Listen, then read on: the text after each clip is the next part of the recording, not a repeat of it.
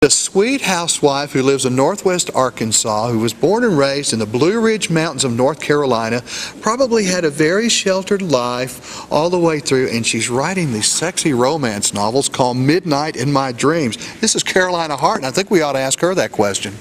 Oh, I have been a romantic at heart all my life, and I enjoy writing romance novels, and I'm just one of those writers who doesn't shut the bedroom door. I take you right in there with us. Whoa. Well, there's a lot of questions to go to. This is Midnight in My Dreams, and I can't wait to get into this one. Tell me a little bit about this and what brought this book about. This book actually came to me. I had purchased a handmade chest that had a carving on the front of it, and I just started thinking about, you know, the person who did that and maybe what they were thinking when they did that, and you know, people meeting the person that they're supposed to be with, only it's too late. They're already married to other people.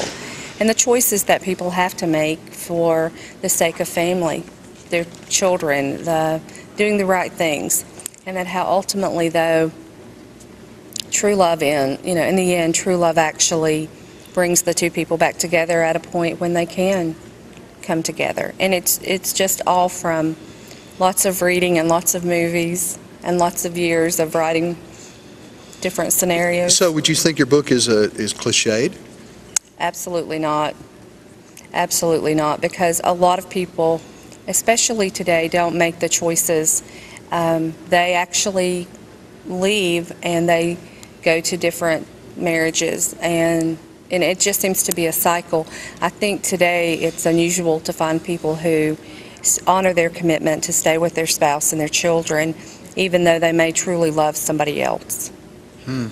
So there is a moral story to it by the end. Yes. It's not all steamy romance. No, but there's a lot of that too. There's a real story, though. There's a very real story. Well, she's thrilled about all these steamy scenes. I bet she had a lot of fun writing that. The next book is called Random Thoughts on Life and Love by Carolina Hart. It's on Publish America. Again, this is a whole different feel from Midnight in My Dreams, isn't it? It is. This is a book of poetry. These are poems that were written from my teenage years, 20s, 30s. Anytime anything impacts me emotionally, then that is the way that I get that out of me, and I put it into words. And I've saved my poems since I was younger, and suddenly decided that, oh, I need to put these in a book. I want them to be preserved for my family and for other people to enjoy. I love these. I mean, and one thing I like about this too is that you dated all of them. I did. So you can. Do they start in chronological order? They're more in alphabetical order, but I do like the fact that they're dated, because when I look back at them, I can see the ones that I wrote around September 11th, 2001. I know I had a lot of grief in my heart for the folks there's so many lost people in the attacks, and that was really on my heart and mind a lot. September 11th was a hard thing for us all, and for us to be able to express our emotions about it is real important for healing, I think. I want to look at a few of these. Which one's your favorite? What do you like? What would you like to share with our audience today? One that we can get your interpretation of your work. Let's see here. Well, let me find one really quickly. We want to remind you there are websites, there's phone numbers. If you need to find out any information about any of the authors that visit with us on the Out of the Norm show, you can go to our website, and we'll be glad to get that information for you. And we're going to give you her website, or Carolina Hart's website, in just a minute, where you can purchase her books. But let's hear one of your pieces. Absolute Isolation is a poem that was written in September of 2007. I'll read it for you. Sure. I struggle to reach the sweet golden fruit, yet my hand comes away burning of emptiness. I climb ridges to grasp a brilliant blossom, only to find another has harvested its beauty. I sift patiently through the sullied coals for diamonds, only to find sentiment and black loneliness. I wish on a star to reveal the essence of my mate, yet desire shatters in a scorching burst of flames. Always a dreamer, reaching for acceptance. Destiny slapping me back into the desert genre, fantasizing a life with sweet adoration. Reality, a soul dying of absolute isolation. Whoa.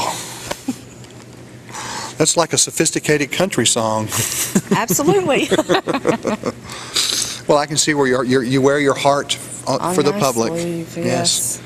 Wow. And this started while you were very young. Very young, probably around 13 is when I started writing. What is your future in writing now?